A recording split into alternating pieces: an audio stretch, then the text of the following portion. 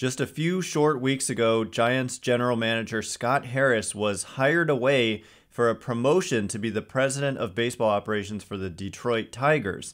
Well, the Giants have filled that vacancy, going outside the organization and hiring Houston Astros assistant GM Pete Putila to be their next general manager. So all about Pete Putila next. You are Locked On Giants, your daily San Francisco Giants podcast. Part of the Locked On Podcast Network, your team every day.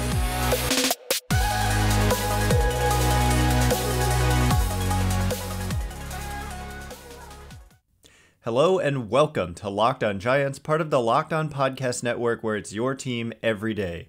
My name is Ben Kaspick, and on this show we provide daily episodes Monday through Friday talking about the San Francisco Giants in a way that's data-driven and rational, but also simple, passionate, and accessible to all. I'm a former contributor for the baseball statistics and analysis websites Beyond the Box Score and Rotographs. I've been podcasting about the Giants since 2015, and I'm a lifelong fan. Thank you for making Locked On Giants your first listen every day. We're free and available wherever you get podcasts. And coming up on today's show, the big news of the day. Late last night, it was announced that the Giants had made a hire. They had hired a general manager. As I said, that seat was open when Scott Harris was promoted to the top baseball operations job you can receive. He became the Farhan Zaidi of the Detroit Tigers.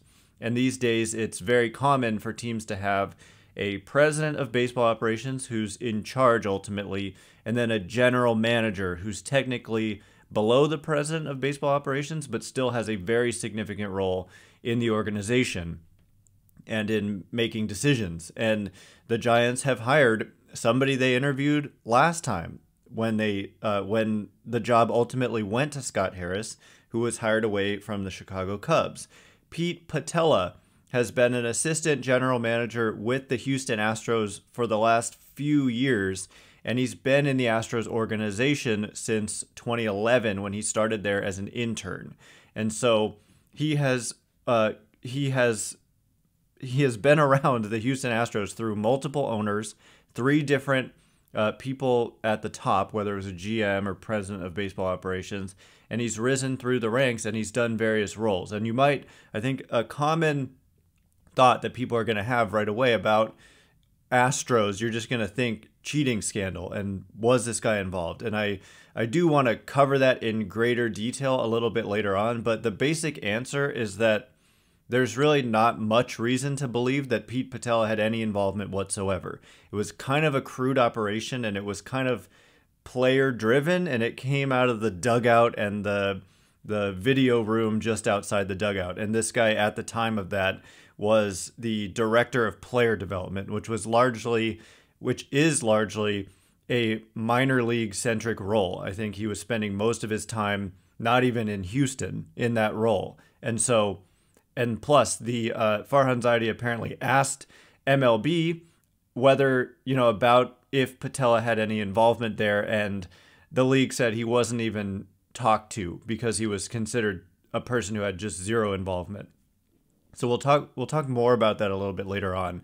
But with that said, what Putila brings to the table, as I just mentioned, director of player development, what he is known for in the industry is being a leading figure in player development in our game. And player development has taken on a larger and larger role in Major League Baseball over the last several years. And Farhan Zaidi even said this in the introductory little news conference they had on Zoom, that the role has changed a lot over the last 10 years, and it's focused more and more and more on player development being in a Major League front office.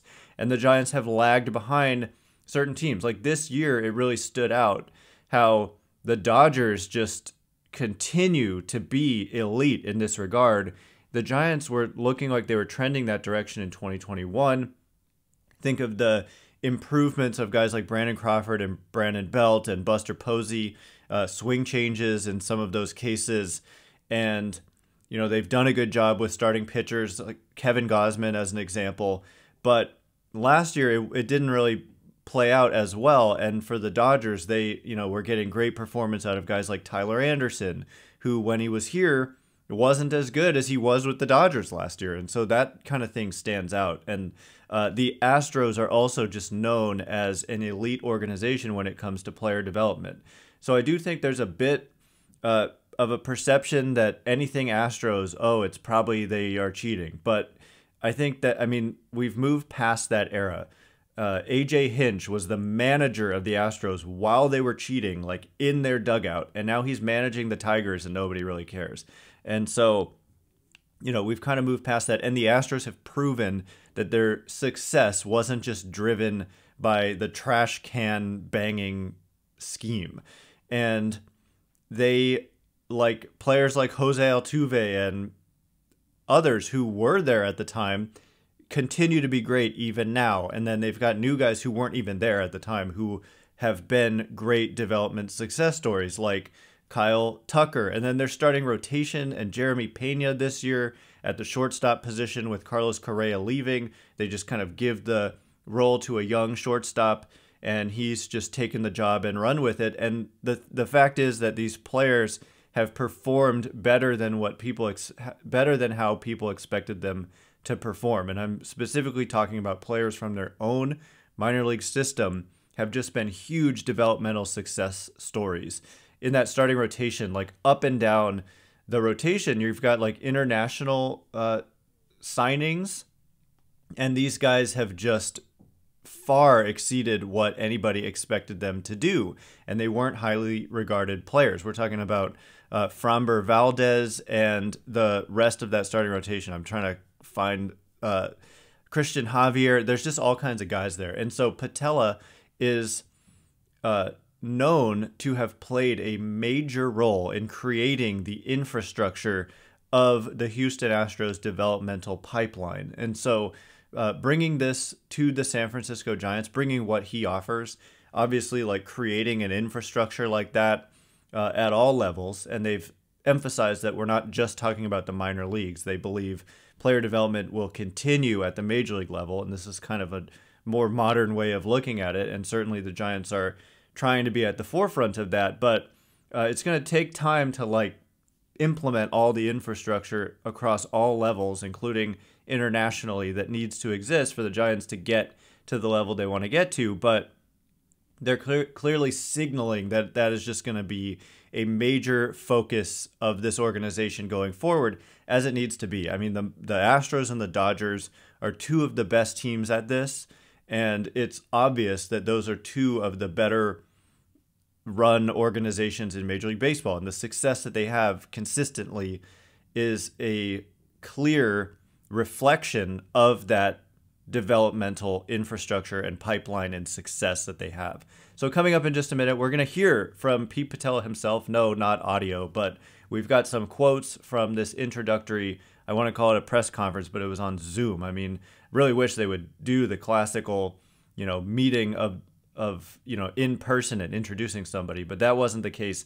But we're going to hear from Zaidi and Putila himself about Pete Putila being the Giants' new general manager. So we'll get to that in just a second. But first, BetOnline.net is your number one source for football betting this season. Find all the latest player developments, team matchups, news, podcasts, and in-depth articles and analysis on every game you can find.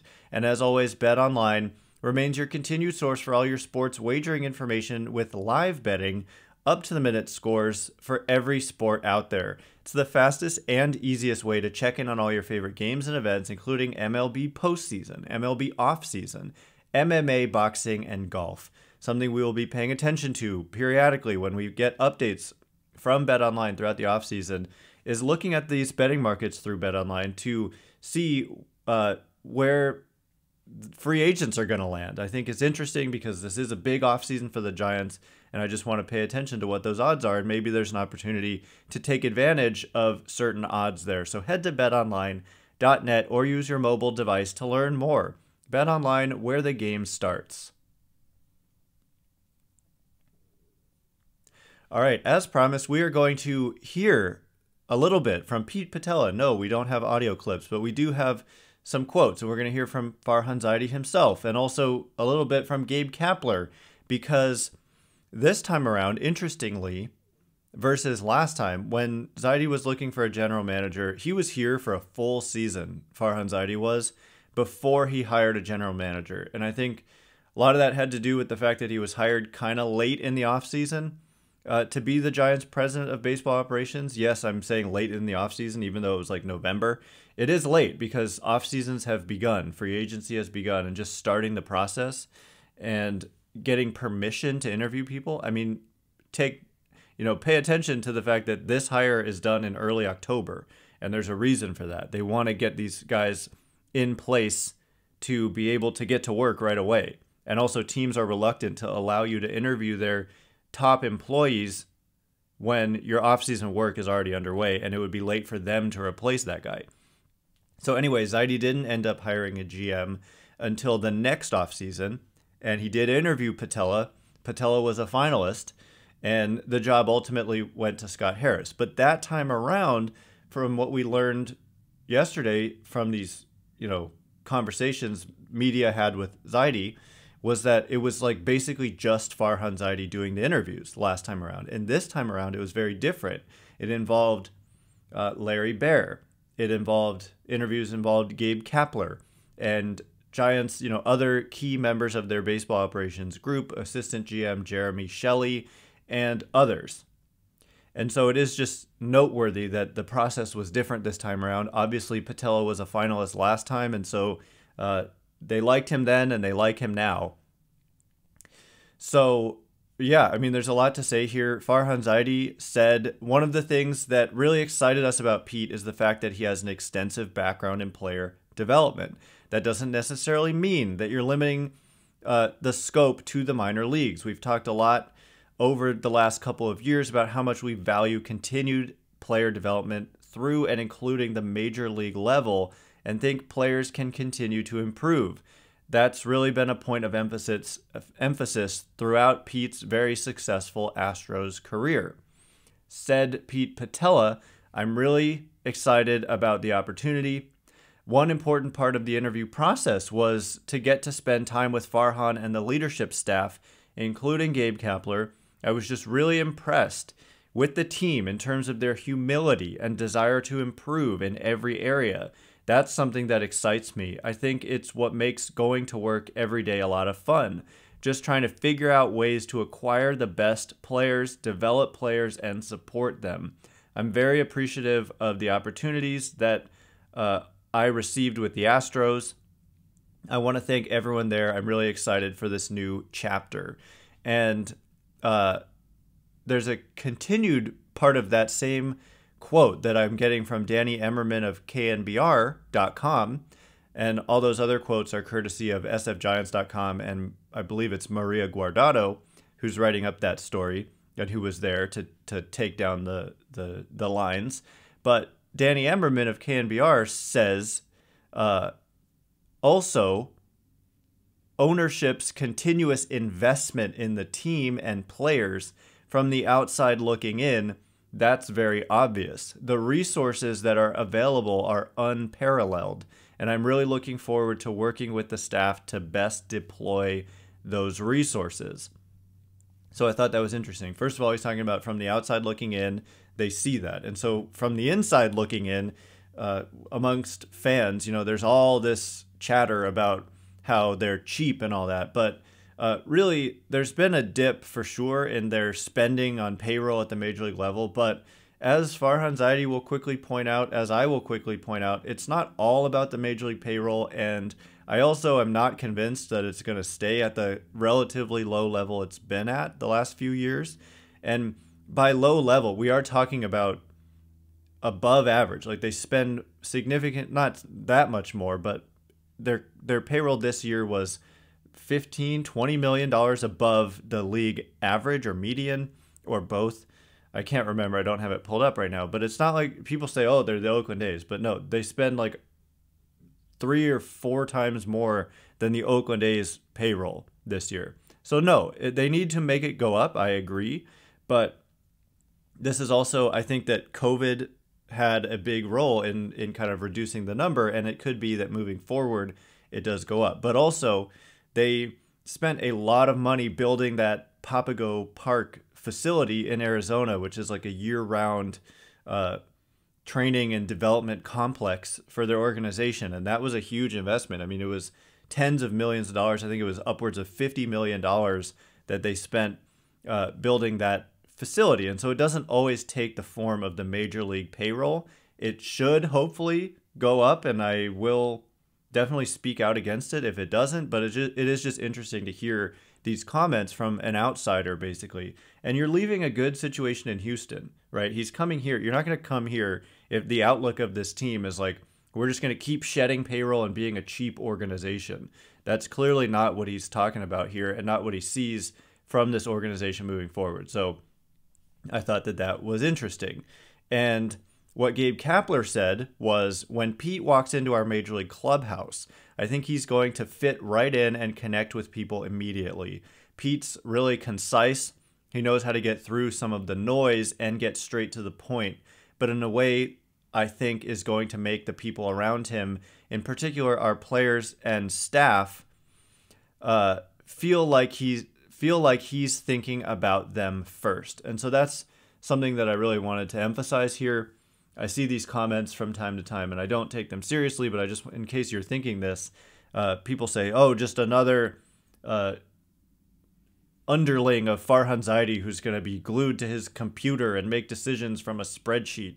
That is just such a basic, overly simplistic way of thinking about these guys and thinking about the way that the organization is run. It is so much more nuanced and complex than that. And secondly, what I'm going to say is that the reputation of Pete Putila, and I've also watched some videos and I can see it for myself, is that he's a very clear communicator, and being able to like have this kind of advanced information, but relay it to kind of just baseball people, baseball players and coaches who just don't necessarily have that kind of training or thinking ingrained in them, being able to communicate these things in a way that makes sense to players and others who just, it's not a part of their upbringing in the sport, but they obviously know a lot about the sport, and so not talking to them like they're stupid is a huge part of this. And Putila is known for that, and that's what Kapler is saying here. So he's going to fit right in, and he's going to be able to communicate with players and staff in a way that makes them feel like he's thinking about them first. And so that's a big part of what Pete Putila brings, is that he's a clear communicator. And also, Farhan Zaidi made a point to say that a number of former Astros colleagues reached out to endorse Putila's candidacy for the position. And Zaidi said, in Pete's case, it was really exceptional. That was really impactful in our thought process.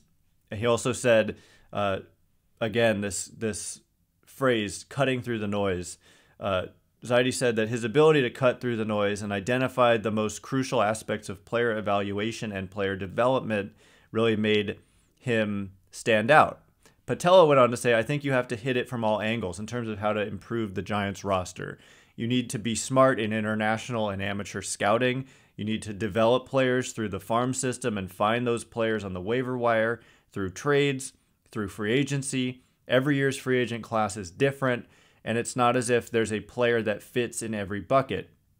So I think you have to really fire on all cylinders if you want to compete at the highest level. And that's really the way the Astros have done it, and that is going to be the goal for the Giants organization moving forward. So coming up next, we're going to wrap up the conversation, but also just revisit the Astros thing and kind of hopefully put to rest some of the fears that apparently still exist about the Astros organization and the whole situation. And does this reflect poorly on the Giants to bring in somebody who was a key member of that organization during the time they were doing this? So we'll kind of have that bigger discussion momentarily. But first, all right, as promised, we're going to wrap up the discussion about Pete Putila being the new Giants general manager. It is a good thing they got this done at this point in time, because they've got a big offseason ahead of them. And yeah, I mean, I've got some more quotes here that I want to get to. Putila also said, I think it's really important to focus on acquiring players we think are undervalued, players we think can help in specific ways based on what traits players have shown the ability to improve. It's something we've done really well here we've done here in Houston. Really excited to hit the ground running. There's a quote I was looking for that I can't seem to find, which was just basically about how these days a lot of player development and player evaluation is cutting through the noise. And what that noise is that there's a lot of new like technology, for example, that's coming out all the time that alleges to help players improve and to be better at evaluating player performance. And a lot of this is like sports science, like movement and biomechanics, stuff that's frankly over my head. And this is something that is kind of the new frontier in baseball, or maybe it's already even an old frontier. But Putila apparently has a really good ability to be able to know what actually is useful to the organization. It's something they should pursue and invest in terms of this kind of technology. So he's kind of been on the cutting edge of that for his career, and it's what he's known for. And so it's undoubtedly, like, just to give my opinion of this hire, it's clearly a good hire for this organization. And player development, particularly like their minor league development, hasn't gone as well as they had hoped, and they haven't yet. That's kind of, if I was to point to one thing that's kind of gone wrong under the tenure of Farhan Zaidi, it's that they haven't had impact talent do anything at the major league level yet. When you look at, who has really come up from the minors and made a real impact on this organization over the last 4 years? Nobody.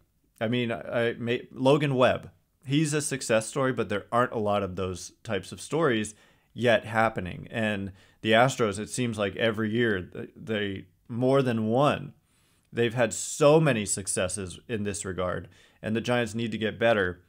Think about Elliot Ramos, for example. He's just kind of stalled out in AAA, and he didn't impact the major league team this year because he didn't do well in the upper minors, and that's a failure in player development. I don't know exactly who's to blame per se, and maybe it's just Elliot Ramos, but that type of thing has big consequences if you can't help your players be the best versions of themselves across all levels.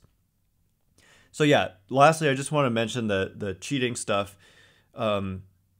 It's just, yes, it happened, but I think there's a misconception about that it was somehow this like organization-wide scheme that was thought up throughout the whole organization and then put into play on the field. Well, it really wasn't that way. It was driven by the players in the dugout because they had this little video area just outside the dugout, like right around the corner. And they had this code breaker technology, which apparently a lot of teams were doing something like this. And this is where I think there's people kind of don't realize this, is that it's really not that far off from what is actually legal. Not what the Astros did, but the code breaker tech, which was basically having a camera pointed at the catcher putting down the signs. And when there's a runner on second base before pitch comm, they would put down like 5, 6 different numbers with their fingers, right? Like 1, 4, 3, 2, 2, 4, and throw a pitch. And the code breaker technology was that you would enter in what they put down, the pattern they put down, and then you would enter in what pitch they threw, and the technology would be able to crack the code and say, oh, the signal is first sign after 2. So if it was like 4, 2, 1, 4, it would be a 1, which is a fastball. And so then they would take that information, pass it along to the players in the dugout, and then the players would take it out onto the field. And if they were at second base and they could see the catcher doing the signs, they would relay it to the hitter from second base. So the way that this is not that far off from what's legal is that if you're standing on second base, we call it stealing signs because it is, but you're allowed to just do this with your eyes. You're allowed to try to figure out what that pattern is, and then if you figure it out, to relay it to the hitter. That is like part of baseball and has always been a part of baseball, and it's technically legal. It's up to the pitcher and the catcher to not let you figure it out. And if you think they figured it out, change up the signs. So it's not first sign after 2, it's like first sign, the first number you give, or the last number you give. So anyway, it was taken too far by using a camera and the application they wrote, the program they wrote to be able to decode it.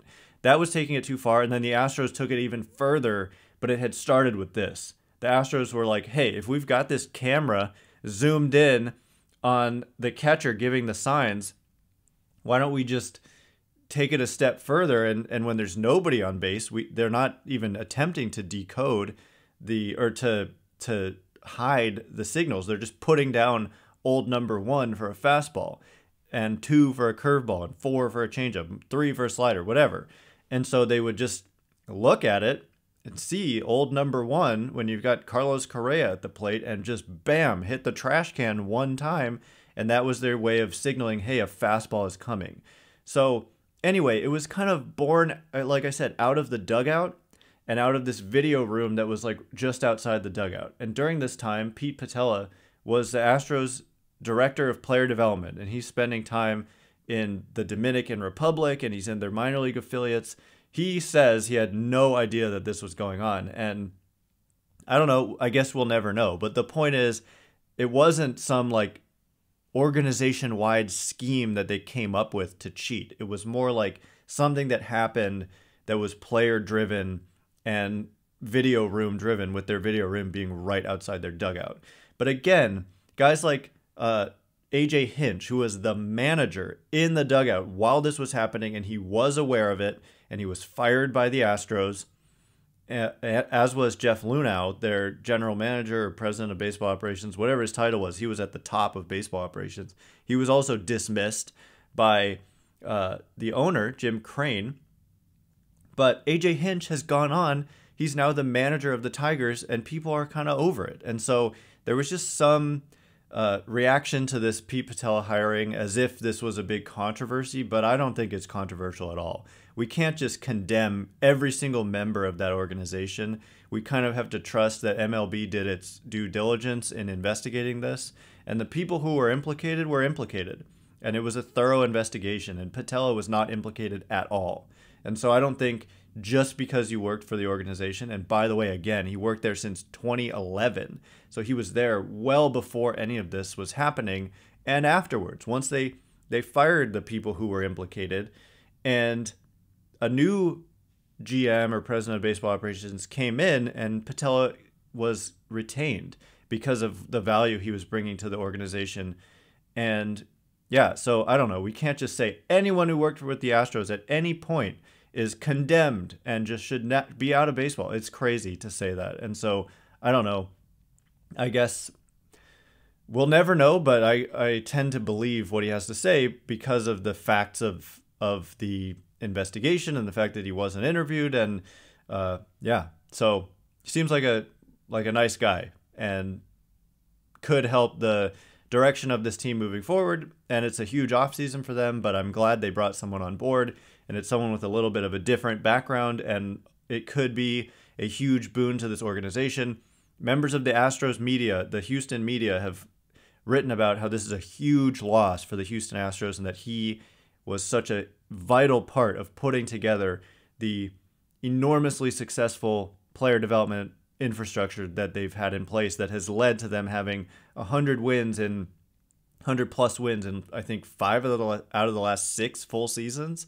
They've been extremely successful. So welcome, Pete Putila, and best of luck to you. So anyway, that is all the time we have for today. Thanks again for making Locked On Giants your first listen today. Now make your second listen the Locked On MLB podcast. MLB expert Paul Francis Sullivan brings humor, passion, and unique perspective on every team and the biggest stories around the league. Follow the #1 daily league-wide podcast, Locked On MLB, on the Odyssey app, YouTube, and wherever you get podcasts. Once again, my name is Ben Kaspick. Check me out on Twitter at Ben Kaspick, Kaspick.